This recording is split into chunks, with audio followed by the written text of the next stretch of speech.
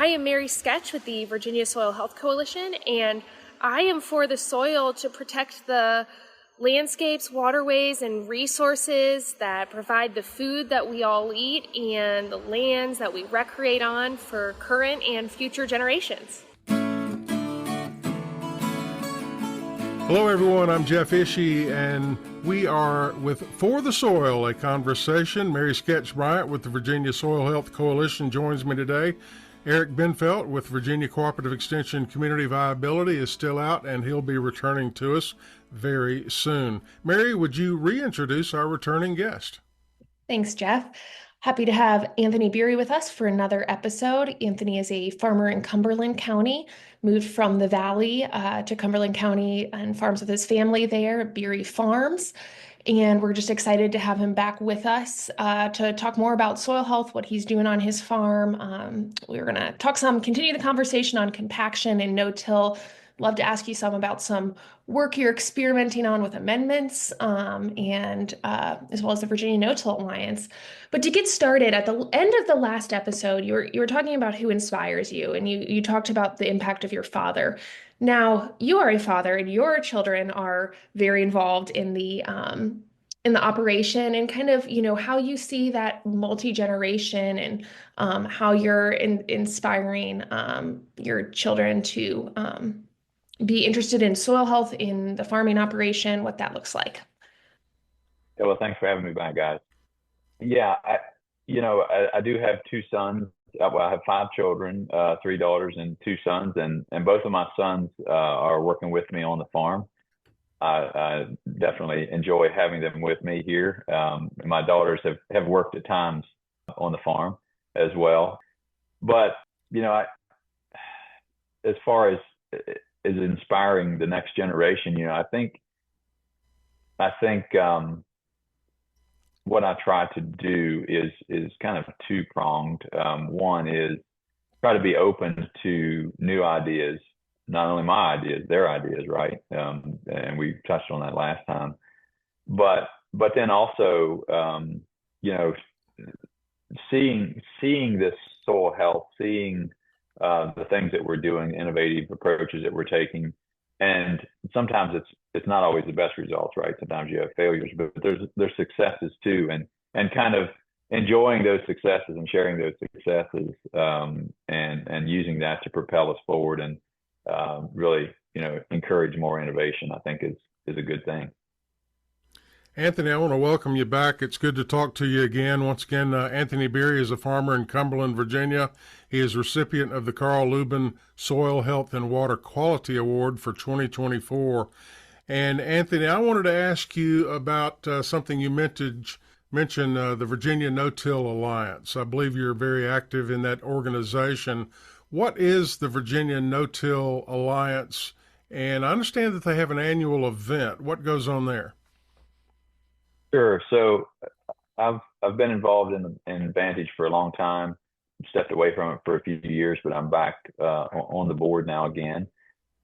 We've recently, and this is part of the reason that I am back on the board after moving out of the Valley, stepped away from it because at that point Vantage was basically a Valley-based organization. What we have started now is trying to expand Vantage to being statewide. So we've got board members from across the state, but what we do is basically try to educate people about no-till, about some of these soil health practices that are out there. And one of my main focuses from the get-go was farmers talking to farmers. So we try to prioritize panels of farmers having conversations at Vantage, at the conferences. We have on the farm field days, if you will, where a group of farmers get together, discuss maybe a test plot the farmer's doing, maybe it's new equipment he's using, those sort of things. So kind of our big thing is the annual conference that we have. It's traditionally been in Harrisonburg, and we usually get 200 to 300 folks to that event. So it's a pretty sizable event, has good attendance, and has really gotten some good success from it. Anthony, you talk about the importance of farmers talking to farmers and learning from farmers. That's where so much of that innovation comes from. And you're involved in that with Advantage, but in a lot of other ways, all that are a little connected. But I was wondering if you could talk a little bit about the ICA, or the Integrative Conservation Agronomy Program, that you're a farmer mentor with, and what that work looks like. Sure. So I've been part of the ICA program for, I guess, this is the second year.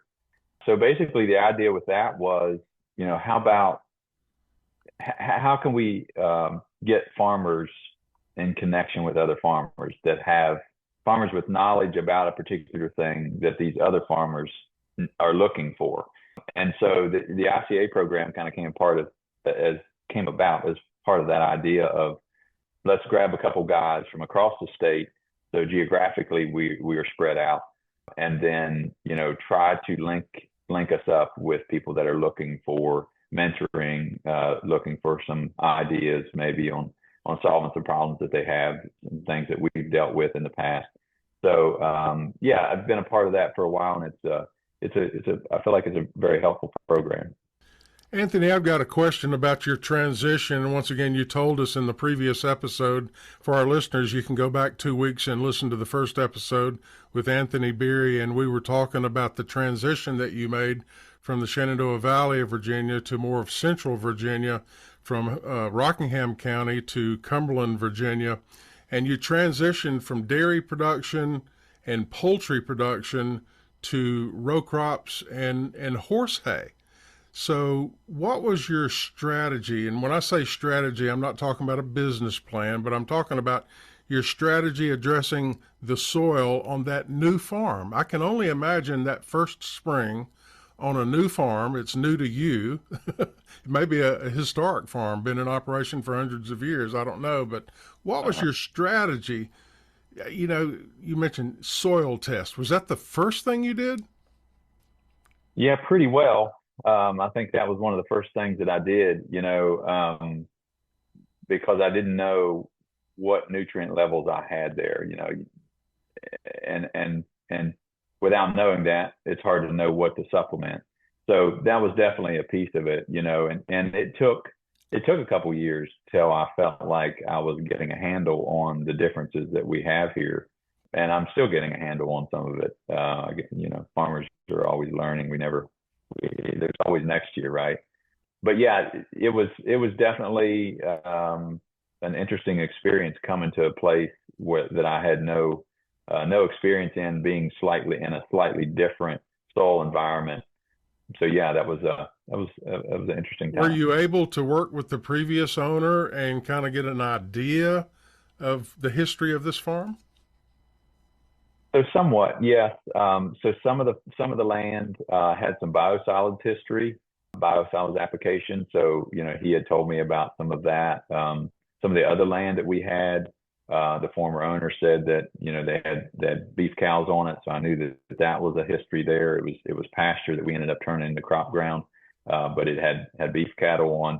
So, but knowing some of that history is very helpful in trying to establish a trajectory going forward. In always learning. All farmers are constantly learning, and you are always innovating and learning. And I know you're a recipient of one of American Farmland Trust and Virginia Soil Health Coalition's in Regenerate Virginia Healthy Soils grants. And I believe as part of that, you're experimenting some with amendments, and that's broad. But I know a lot of amendment use in Virginia is maybe for smaller, more diversified farms. And just would be wondering, what does that look like? Or what's it going to look like on your operation? Where are you seeing the return on investment? Are you going to be measuring that at all? Just hear a little bit about that project. Yeah, so our idea was, what if we could put a significant amount of compost on field scale? Could we speed up this soil health regeneration that we're trying to do? And we have the opportunity to do it on a field. It was pine plantation. So we have planted pines down here in Central Virginia as a crop. And this particular piece of land I purchased a couple of years ago, it had planted pines on it. It was the second, to my understanding, it was the second generation of that. So it would have been probably at least 40 years in planted pines, and they're not really fertilized. Typically, they're not given what we would think is our normal farming amendments, and so the soil is. I hesitate to say native because here in this part of Virginia, I'm not sure we have any native soil. It's probably been farmed at some point along the way, so it's poor in a lot of ways in the fact that it doesn't have a lot of nutrients. Typical what nutrients that we look for in cropping, lower pH, it's fairly acidic. And so how can we get this soil to a place where it really is productive? And I'm confident we can. And so we started with clearing it. Obviously, we had to take the pine trees out. They were small pine trees, so we cleared the pine trees, and then planted cover crops. We're planting corn in it because that's the management wise, that's the easiest thing to manage in this cleared ground. But we're following that back up with a multi-species cover crop. But our thought was if we supplemented also with compost, could we speed this up? And so that was kind of the key part of the grant that we got I'm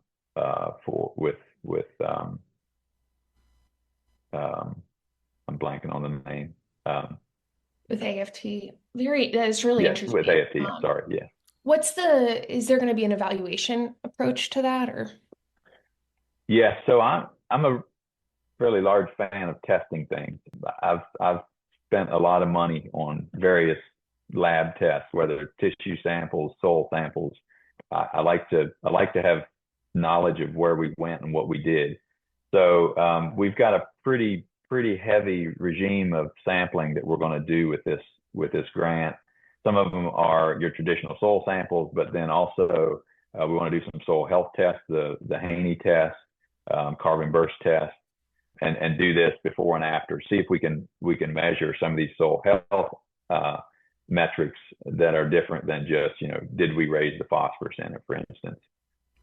Anthony, we've got just a couple of minutes remaining in this episode, and we're talking with Anthony Beery in Cumberland, Virginia. And Anthony, in the first episode, I kind of teased the topic of soil compaction. If you were standing in front of a middle school FFA class and they had never even heard the word soil compaction, how would you explain it? Well, I guess a simple way to think about it is soil actually has a lot of air in it. So we don't think about that. We think of standing on soil. We don't think of standing on air, right? But we're actually standing on a significant amount of air that takes up part of that soil structure.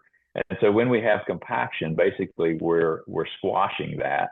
If you think about a sponge, we're taking that sponge and just put it between your fingers and you press it down. You're pressing all, if it has water in it, you're pressing that water out. Well, the soil can do the same thing with air. You're pressing that air out, and it really takes out the environment that is necessary for microbial health, activity. Roots can't penetrate the soil and grow out away from the plant. So it's really a handicap.